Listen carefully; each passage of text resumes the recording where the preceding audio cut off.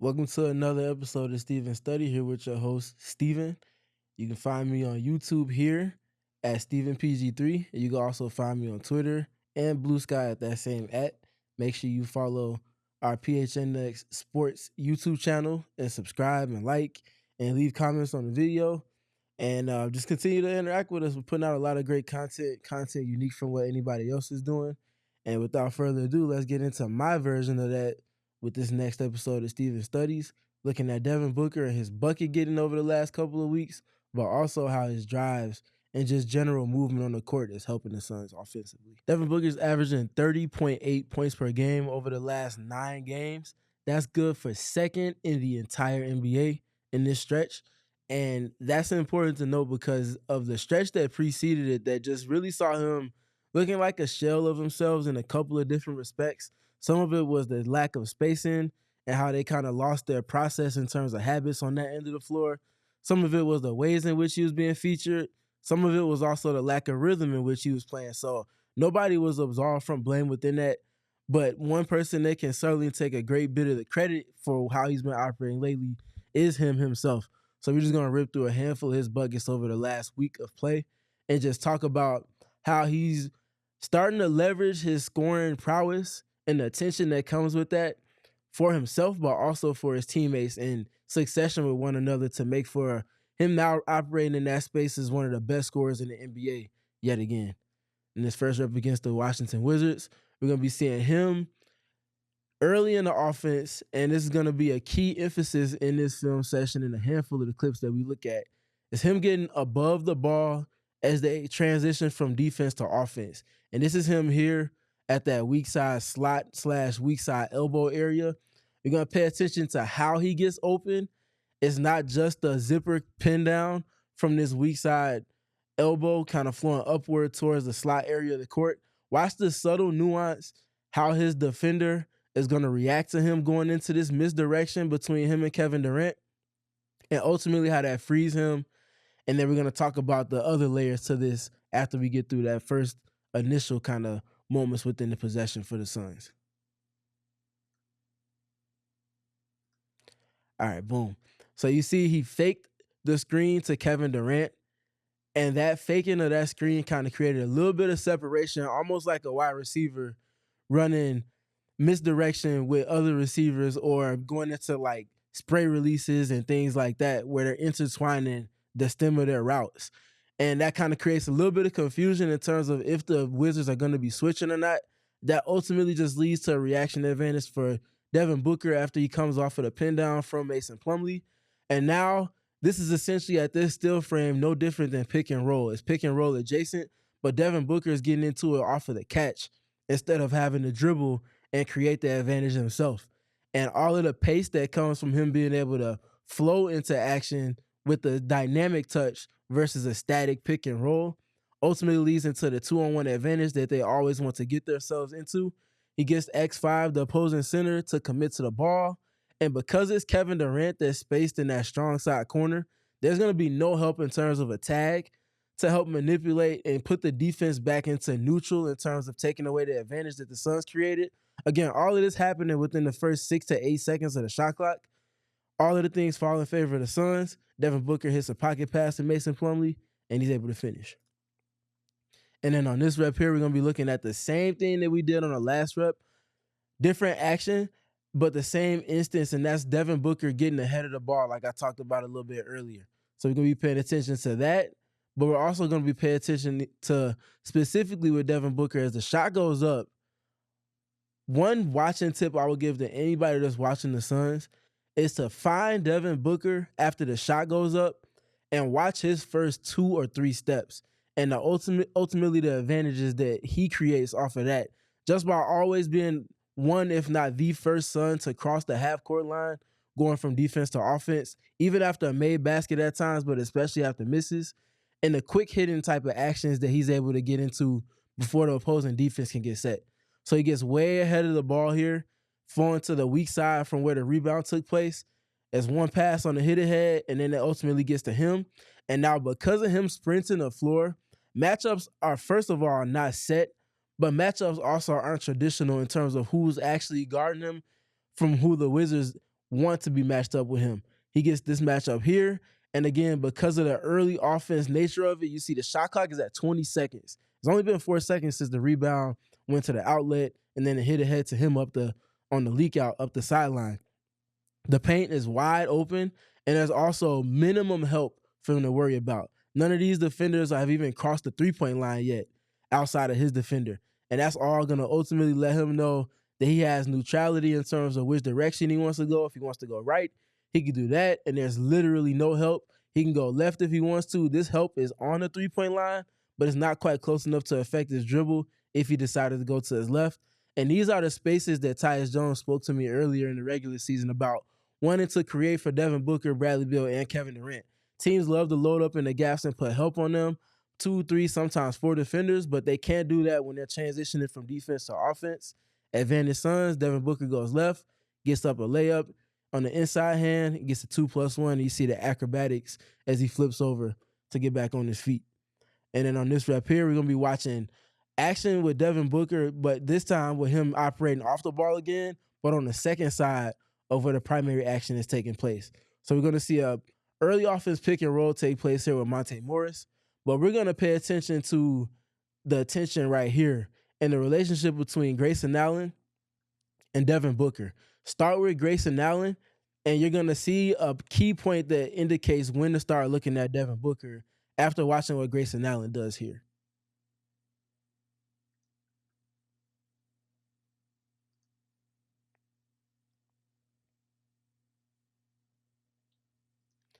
All right, so the Suns end up getting the pick and roll. They end up being iced. And if you watch the earlier film session that was released where we were talking about Cade Cunningham and the way the Suns were defending him, they're just trying to keep this pick and roll between Monte Morris and just keep him to the outer third of the floor and also not allow for the ball to easily get over to Mason Plumlee. And now the roll is there initially, but you can see the way that Grayson Allen's man is gapped off of him. You can't play ice coverage unless you have effective nail help to take away the roller. The roller is essentially the cheat code to break in ice coverage. And the Suns know that, but also the Wizards know that. So watch the way that the defense reacts to that. And also that'll kind of give you a watching tip as to why Grayson Allen's hand is pointed up the way that it is right now, the way that it is. So you see he's pointing to the top of the key. You see Mason Plumlee is initially starting to roll. He's going to ultimately notice that, okay, there's a nail help there. So let me not get into a full roll. Let me just kind of fill a space to be a pressure release for that. And watch the pace at which they flow into action on the second side. Grayson Allen, who was imploring for Monte Morris to hit Mason Plumlee on that kind of half roll, after the ball gets there, immediately runs as he knows his man is going to be initially engaged at the nail to stop Mason Plumlee's roll. Grayson Allen creates the advantage and sets this pin down screen for Devin Booker. This is almost essentially Chicago action, which is a pin down into a dribble handoff. And they do so in kind of read and react fashion rather than it being a scripted action that they're looking to get into. Ultimately creates the advantage for Devin Booker because of the pace. And he gets to a sweet spot, gets the midi pull up. And again, another dynamic touch for Devin Booker. None of the touches that we've talked about in these first 3 possessions have been him catching, holding, assessing the defense, and allowing for the defense to load the gaps and shrink the floor and ultimately shrink his options. He's getting it on the move, and he's getting it in scenarios where he's already going against a defense that doesn't have an advantage already set up to take the ball out of his hands. And those things are important for him to ultimately get to his tough shot making because it allows for him to set a rhythm for the succession of how his touches are coming, but also how his looks at the rim in terms of the buckets that he actually gets are coming as well. And then on this last rep against the Wizards, we're going to be seeing him just do a great job manipulating the switch. And this is the fun part. So he's not new to manipulating switches with teams rather erring on him trying to beat somebody one-on-one. He's not new to this at all. But what's starting to hit and what's really been an indicator for me with him specifically is watching how he takes the template that the defense is presenting to him and flipping that into an advantage for the Suns. So we talked about the switch that took place up top. He now has the opposing center guarding him. Again, it's late in the first quarter or late in the second quarter, right before halftime. When you get a mismatch like this with a player like Devin Booker, there's going to be an advantage on the ball, obviously, because he has somebody that's not quick enough to usually stay in front of him. So how does a defense go from conceding a disadvantage to now trying to get back in advantage? That's from help coming from somewhere around the court. That's going to be coming off of Tyus Jones right here at the nail. So Devin Booker, as he retreats and lets the dust settle on the defense and kind of assesses the law of the land around him, he identifies who's going to be the person that he can manipulate by just simply driving at them and engaging them. And ultimately, you'll see the advantage that comes from that. Again, all of this being processed in real time from Devin Booker. And this is, again, an indicator as to him being back in that space that's made him one of the best guards in the NBA. So he sees the nail help. He sees that he doesn't want to leave the nail as Tyus Jones respaces. So Devin Booker takes the primary defender, engages the help, allows for the dust to settle on this double team, kicks it out to Tyus Jones. And now because of that, and because of the fact that Devin Booker also doesn't stop moving, he now frees himself open as the defense, after his pass, kind of lulls him to sleep, a la Steph Curry, a la Damian Lillard, a la Klay Thompson. And ultimately, with the defender falling asleep, as he relocates, he finds himself in space, and he's already in a rhythm scoring in that first half. He's able to get up his easiest three-pointer of that first half. And then here again, it's just him working early in the shot clock, probing. These drives, like the one that I just talked about in the last possession, these are drives, but they're more so drives to engage rather than being drives to put pressure on the rim or put pressure on the paint and score. And he get them again in the early offense scenario here against the Pistons. Again, watching him in those first 2 or 3 steps as he changes ends of the court, it's almost like a track meeting, somebody getting ready for a handoff in the relay race to take the baton. He's that first player that's crossing the half-court line for the Suns, and watch him as he fills that strong side deep corner. And you see Tyus Jones clear-cutting to give him space as he knows the ball's going there. But watch as Devin Booker gets the catch. Tyus Jones matchup initially in transition again is going to peel off of him to help kind of flood that strong side block and try to take away that driving angle for Devin Booker. And that's important to note because as we're talking about Devin Booker assessing the help defense around and using the attention that he garners as an advantage, he's going to just blow by his initial defender, intentionally engage who was initially guarding Tyus Jones. And now you have another scenario where Devin Booker has 2 to the ball. Obviously, you have Nick Richards here in that opposite dunker spot. So this defender right here is not going to be going right out to Tyus Jones immediately. Devin Booker gets 2 to the ball here, does enough just to engage those two. Again, this is a drive in terms of probing to garner attention rather than to score. Ultimately sets the advantage and allows for Tyus Jones to play in the advantage, as he now has a closeout that he can attack, and it's also an opposing big man, not a rotation that he's accustomed to making.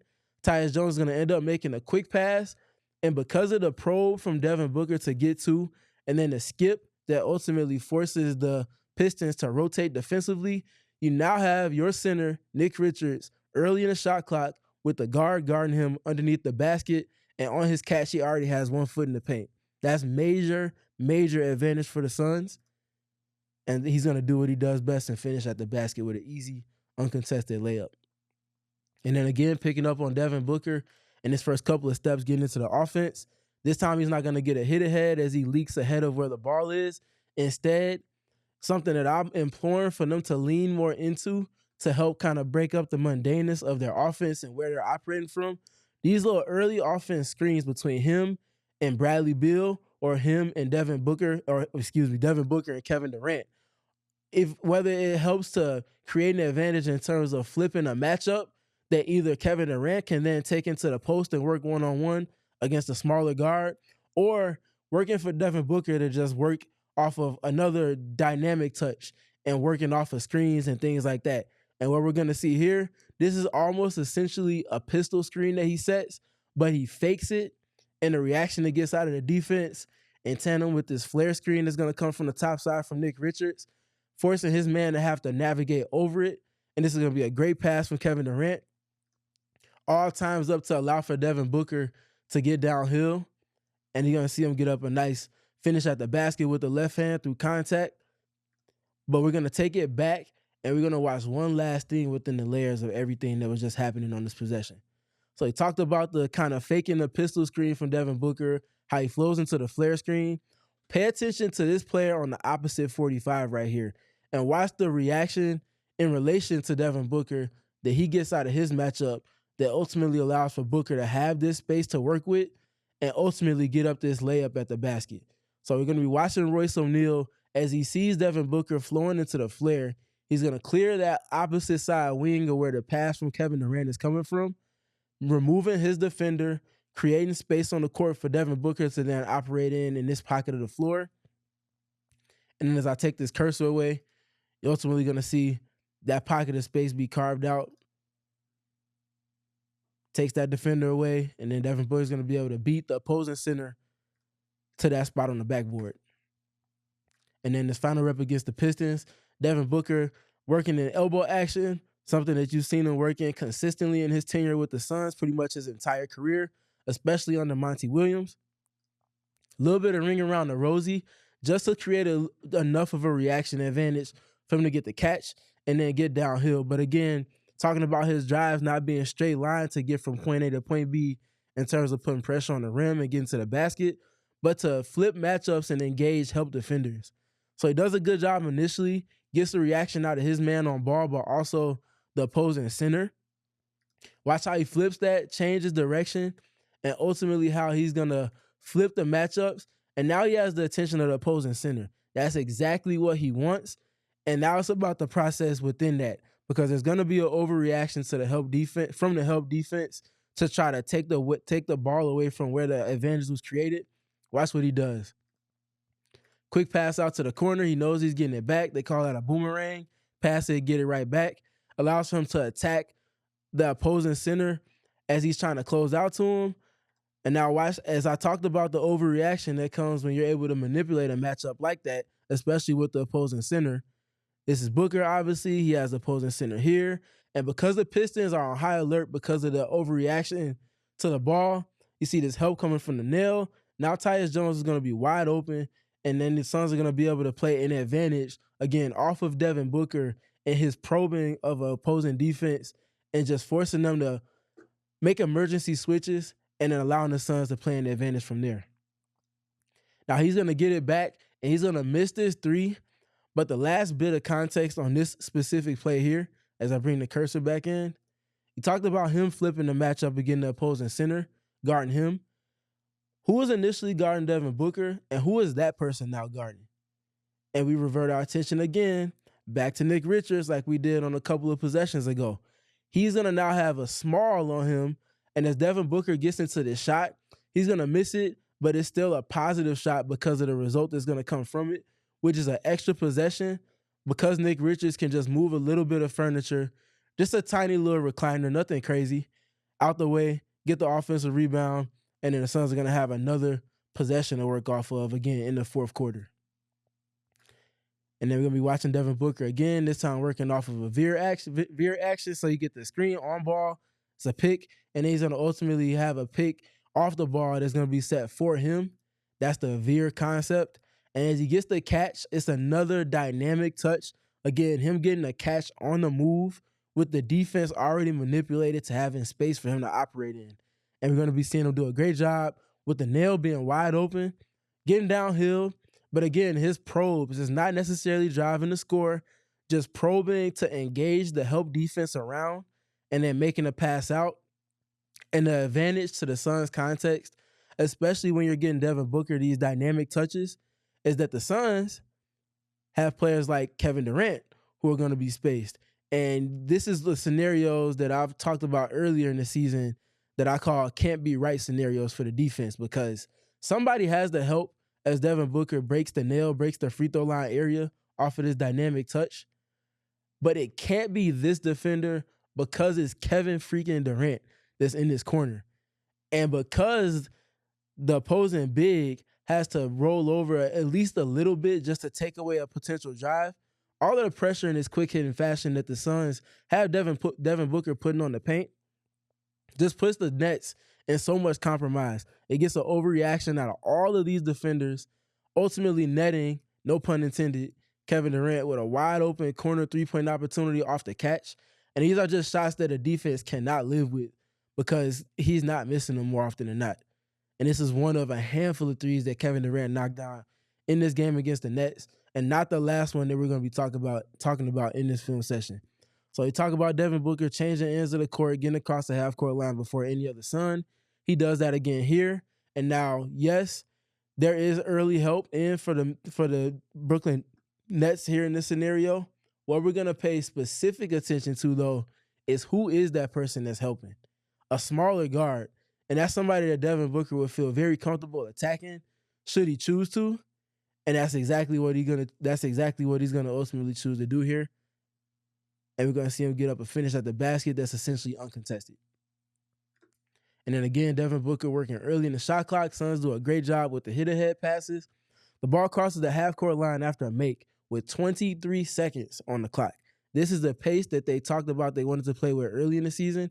We see them doing exactly that right here. And we're going to see Devin Booker again get another opportunity to attack early in the clock. And again, I talked about it, a possession before this one. It's not the last corner three-point opportunity we're going to be seeing from Kevin Durant. Because of Devin Booker attacking off of dynamic touches, we see just that here. Again, early in the clock. And because of the attention from the early offense paint touch that Devin Booker garners, he's ultimately going to be able to hit Kevin Durant on this no-look pass to the corner. And again, these can't be right scenarios. If that help doesn't come over, Devin Booker's already spurred the Nets with multiple early offense layups, one of them being an and-one, and they're overreacting to it now. And now Kevin Durant's taking practice shots from the corner in front of his bench, and he knocks that down. And then this one you just had to include because this layup was insane. Through the contact, bring it back a little bit more. You see a little bit of a Smitty or a little bit of a Chris Paul, if you will. Devin Booker just kind of learning from the players that played before him. Gets to this spot, again, early in the shot clock, 21 seconds left. Ball crosses half court at 23. Lulls the defense to sleep with this kind of look away. Changes the pace. Uses the offhand just enough that might be an offensive foul, but they didn't call it, so we didn't see it. And he's going to play through the leverage, play through the contact. And look at the finish. To go off of the inside or the offhand here relative to where he's driving, to beat the help defense, to put it off the square way he did with the English through contact and the finish 2+1, that's the space that he's operating in. And when he's in this space, getting dynamic touches, manipulating the help defense, making the passes that he's making, also getting into offense with pace early in the shot clock, these are the scenarios that the Suns need to keep him in. And he's operating in a space, again, where he's operating as the second best scorer in the NBA over the last handful of weeks. If he keeps it up at this pace, in tandem with everything that Kevin Durant's bringing to the offense, one part of the ball will be solved for them. We all silly like the mayor.